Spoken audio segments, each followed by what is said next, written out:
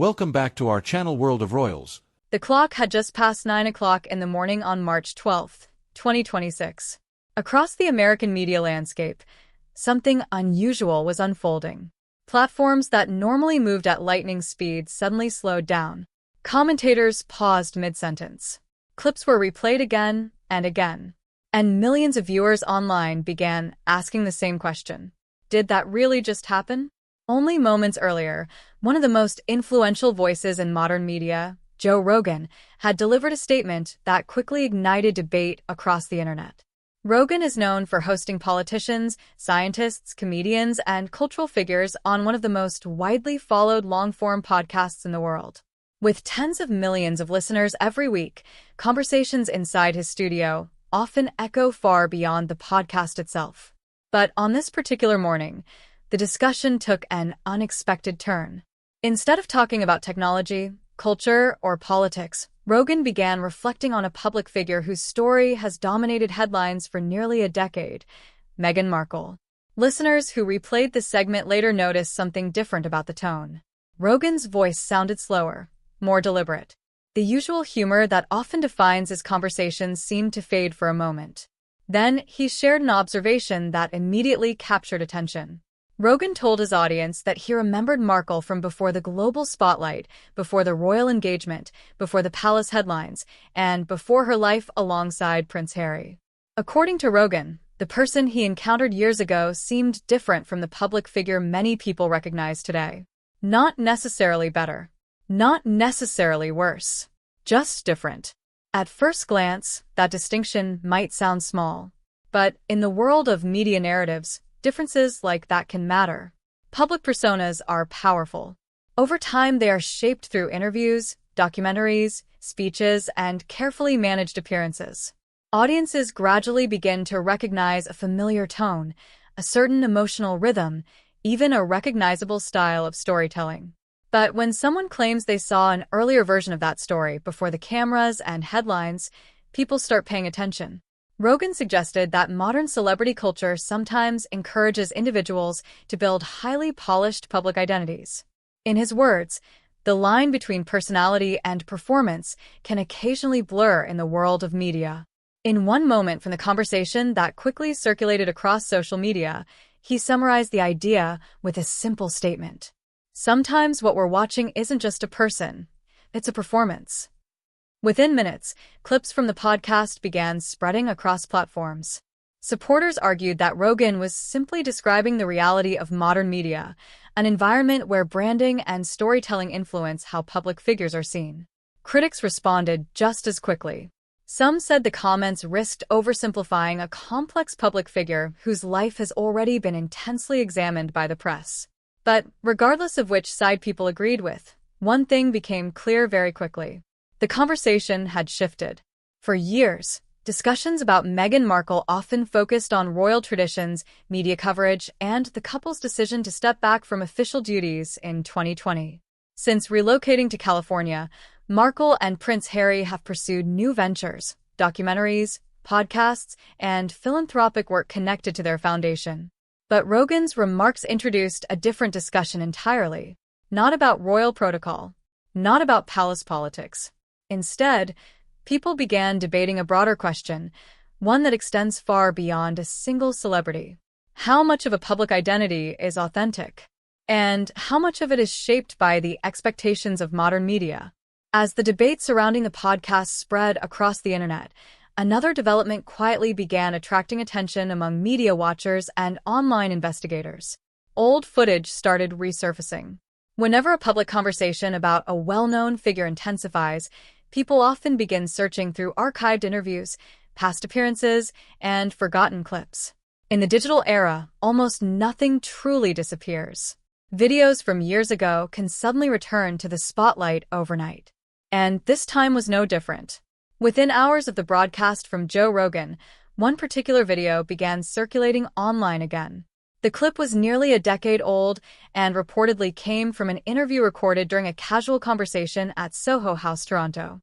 At the time, the setting was relaxed. The conversation was informal.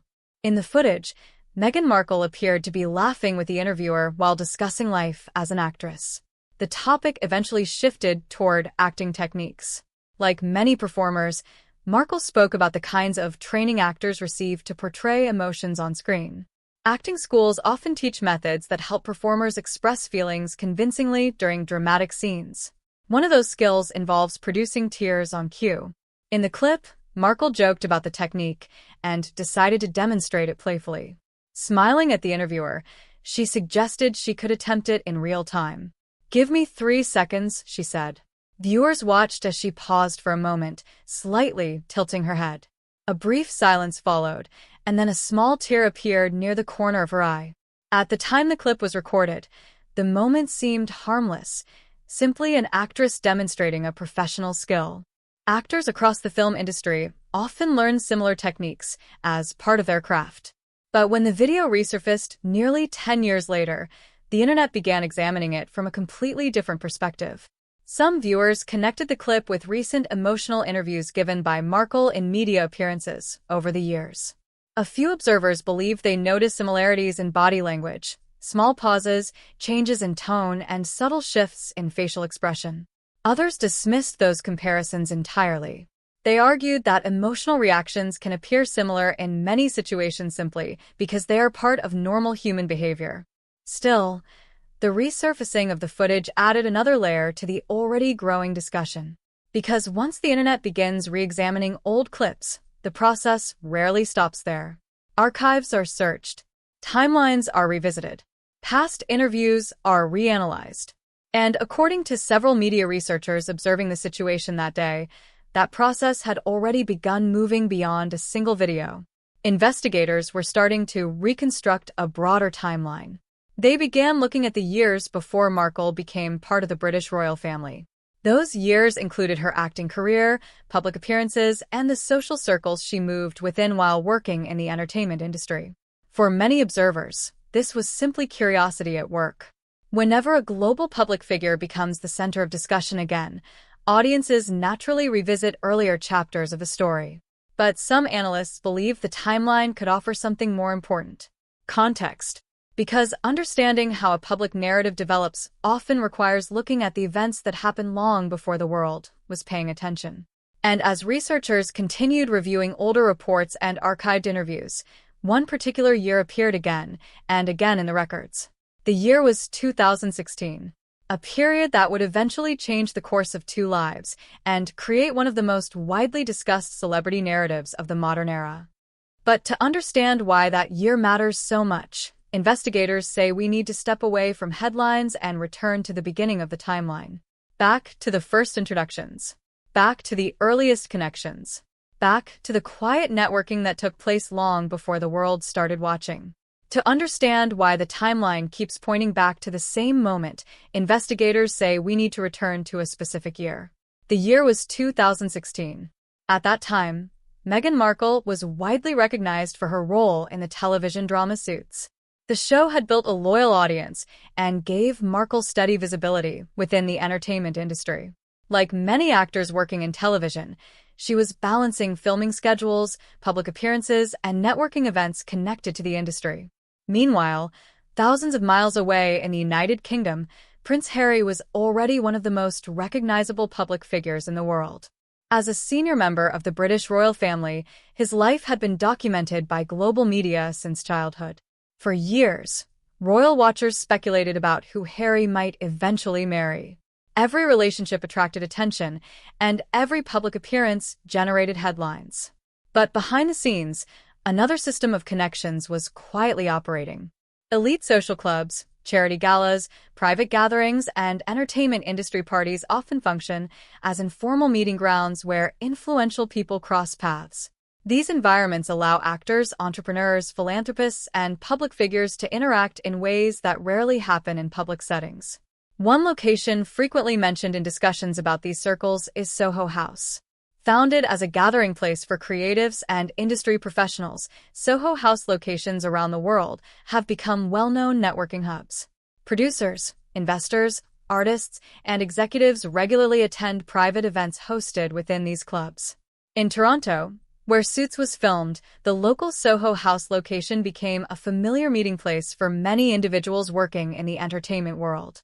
People who followed Markle's career during that time say she occasionally attended events connected to these circles. For actors building careers, this kind of networking is normal. Industry relationships often develop through introductions made at social gatherings, film events, and charity functions. According to several reports over the years, Markle was also expanding her professional network beyond Hollywood alone. She appeared at fashion events, humanitarian gatherings, and conferences attended by entrepreneurs and philanthropists. From a career standpoint, that strategy is common for public figures hoping to build broader global influence. But analysts studying the timeline believe those connections eventually led to a key introduction. Sometime in the middle of 2016, Markle was reportedly introduced to Prince Harry through mutual acquaintances. The exact details of that meeting have been described differently in various interviews. Some accounts describe it as a blind date arranged by friends, while others suggest the two may have heard about each other beforehand. Regardless of how the introduction happened, events moved quickly after that.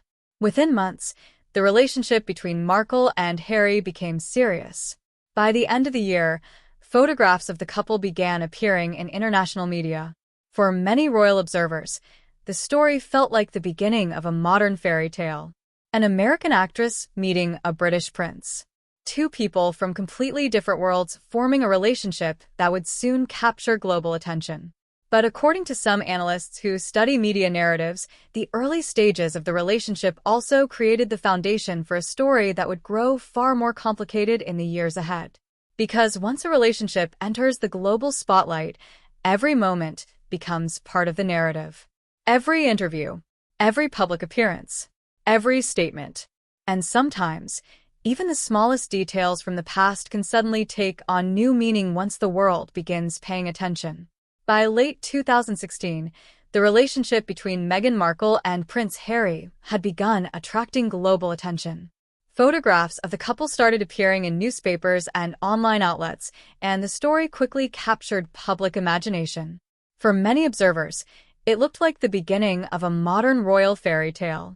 An American actress from Hollywood, a British prince born into one of the most famous families in the world. Two completely different worlds suddenly connected. Within months, the relationship continued to grow stronger. By November 2017, the couple officially announced their engagement during a televised interview filmed at Kensington Palace. During that conversation, they spoke openly about how they first met and how their relationship developed. At one point, Markle mentioned that she had not known very much about Prince Harry before meeting him. She explained that she had not grown up closely following royal news. To many viewers watching around the world, the statement felt relatable and even charming. The idea that someone might meet a prince without preconceived expectations seemed refreshingly ordinary. The story fit perfectly into a narrative audiences already understood. Two strangers meeting, falling in love, and discovering each other beyond the headlines. But years later, when analysts and commentators began revisiting older interviews, some started discussing how public narratives are often simplified. In media storytelling, complex personal histories are frequently condensed into clear, easy-to-follow explanations. Experts sometimes refer to this as narrative framing, the process of shaping events into a story structure that audiences can easily understand. In this case, the narrative was simple and powerful. An actress who knew little about royalty meets a prince and unexpectedly falls in love. For a time, that story worked. In May 2018, millions of people around the world watched the couple marry at St. George's Chapel, Windsor Castle. The ceremony was broadcast internationally and celebrated as a new chapter for the British monarchy.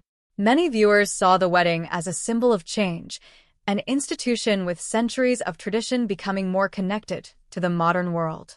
But once the celebrations faded, reality began to set in. Life inside the British royal family operates very differently from the entertainment industry. The institution follows traditions that stretch back hundreds of years. Public appearances, communication strategies, and even personal decisions are shaped by expectations tied to the monarchy. For someone entering that environment from outside the institution, the transition can be challenging. Over the following years, tensions between the Sussexes and other members of the royal family gradually became public knowledge. Media coverage intensified, and speculation about internal disagreements began circulating. Then, in early 2020, the couple made a decision that stunned royal observers around the world.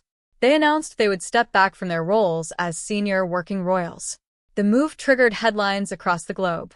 Soon afterward, the couple relocated to California, beginning a completely new chapter of their lives. In the United States, Markle and Harry began building a new path, one focused on media production, public speaking, and philanthropic work connected to their foundation. But while the move offered independence, it also placed them inside another powerful system, the American media ecosystem. And in that world, reputation, branding, and public perception can shift very quickly. Projects succeed or fail depending on audience response. Partnerships depend on public trust. And narratives surrounding celebrities evolve constantly. Which is why some analysts believe the recent conversation sparked by Joe Rogan's comments may not be happening in isolation. Instead, it could be part of a larger shift already taking place in the public conversation surrounding the Sussex story. A shift that may soon move beyond interviews and headlines and into something far more concrete: financial records. As debates continued across social media and television panels, another conversation quietly began among analysts who study celebrity brands and nonprofit organizations. This conversation had little to do with interviews or emotional moments on camera. Instead, it focused on something far less dramatic, but often far more revealing: documents. When public figures build organizations, companies, or charitable foundations, those activities eventually generate official records. Financial filings, legal documents, and trademark applications create a paper trail that anyone can examine. And in the case of Meghan Markle and Prince Harry, that paper trail began expanding rapidly after their move to the United States. One of their most visible initiatives became the Archewell Foundation. The foundation was introduced in 2020 shortly after the couple stepped back from official royal duties. Its mission focused on philanthropy, media projects, and social impact campaigns. In its early stages, Archewell attracted significant attention. High-profile partnerships and public appearances brought early momentum, and supporters expressed interest in collaborating on charitable initiatives. But nonprofit organizations in the United States must operate under strict transparency rules. Each year, they submit financial disclosures to government regulators explaining their donations, expenses, and program activities. Once those filings become public, analysts often review them to understand how organizations are evolving. Recently, some observers noticed that the donation levels connected to Archewell appeared to fluctuate across different reporting periods. Fluctuations in nonprofit funding are not unusual. Donations can rise or fall depending on economic conditions, media attention, or the interests of major contributors. However, when changes happen quickly, analysts sometimes begin asking broader questions about long-term sustainability. Supporters of the foundation emphasize that many nonprofits experience a surge of early attention followed by a natural adjustment period as programs mature. They argue that philanthropic work should be evaluated over longer timelines rather than short-term fluctuations. Critics interpret the numbers differently.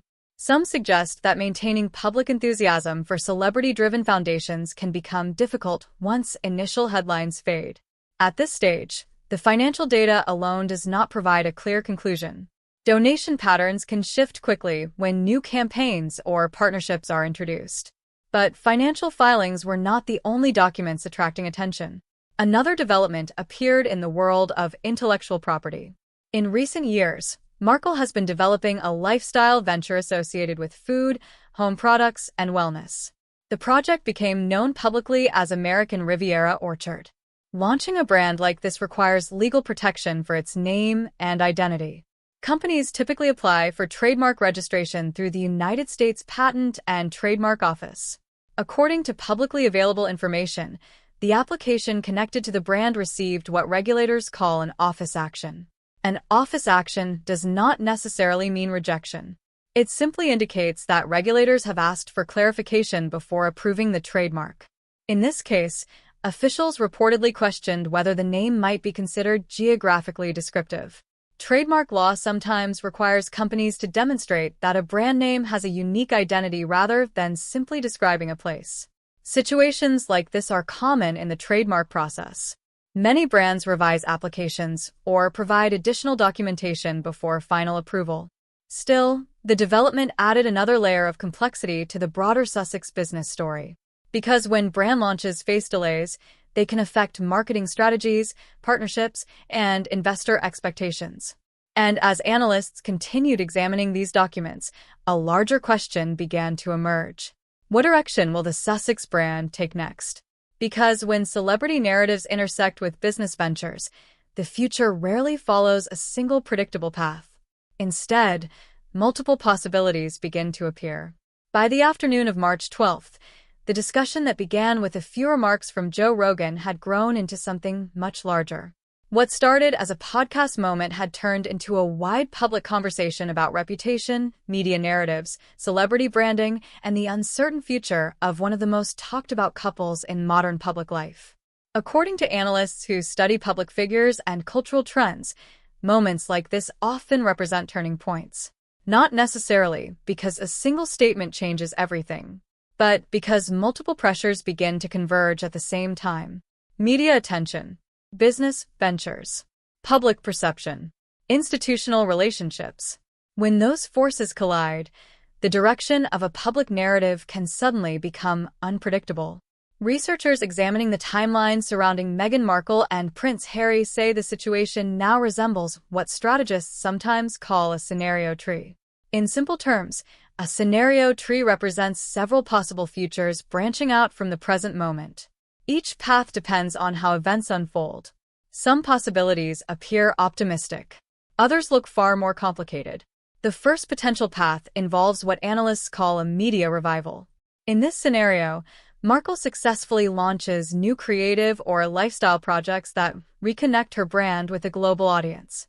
Future documentaries, television productions, or expansions of ventures like American Riviera Orchard could strengthen the couple's influence in the entertainment world. Prince Harry could continue focusing on documentary storytelling, humanitarian campaigns, and public speaking. Together, the couple could reshape their public narrative around media production and philanthropy. A second possibility involves a more challenging path. If business ventures face legal complications or market obstacles, the brand could become increasingly associated with lawsuits, trademark negotiations, or contractual disputes. Legal processes often take years to resolve, which can keep public attention focused on controversy rather than creative work. While some public figures remain visible through legal battles, those conflicts rarely improve public perception. The third potential path leads back toward the British royal institution. Although the couple stepped back from official duties in 2020, their titles and historical connection to the monarchy still link them to the House of Windsor. Discussions occasionally arise about how royal titles should be used in commercial settings. These conversations involve complex constitutional traditions governed by British law and parliamentary authority. At the moment, no official changes are underway. But the debate itself illustrates how the Sussex story exists at the intersection of two powerful worlds: the centuries-old traditions of monarchy and the fast-moving culture of modern celebrity media. For Prince Harry in particular, this creates a delicate balancing act. He remains both a member of a historic royal family and an independent public figure building a new career in the United States. Those identities do not always move in the same direction. And that tension is part of what keeps the global audience watching. Because history shows that when celebrity narratives reach moments like this, outcomes can vary dramatically. Some public figures reinvent themselves and emerge stronger than before. Others gradually fade from the spotlight as attention shifts elsewhere. And occasionally, a single unexpected revelation changes the entire story overnight. For now, the Sussex narrative remains unfinished. A complex mixture of royal tradition, modern media, business ventures, and public perception. But one thing is certain. The events of March 12th reopened a conversation that many people thought had already settled.